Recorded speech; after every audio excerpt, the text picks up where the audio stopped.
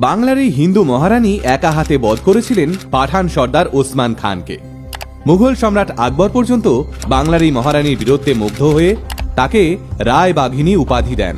পাঠান, আফগান, মুঘল বাংলার এই মহারানীকে জমের মতো ভয় পেতেন সবাই। রানীর আতঙ্কে মুসলিম শাসকরা পা রাখতে সাহস পেত না বাংলায়।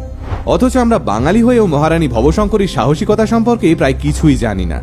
আর তাই আজকের ভিডিওতে আমরা কথা বলবো হাওড়া, হুগলি, বর্ধমান এবং মেদিনীপুরকে একা হাতে শাসন করা মহারানী রায়বাঘিনী ভবশঙ্করীকে নিয়ে, যার কাছে দেবী চণ্ডীর আশীর্বাদপ্রাপ্ত এমন এক তরোয়াল ছিল যে তরোয়ালের জোরে তিনি আটকে দিয়েছিলেন মোগল, পাঠান এবং আফগানদের, আর একাই রক্ষা করেছিলেন গোটা বাংলাকে।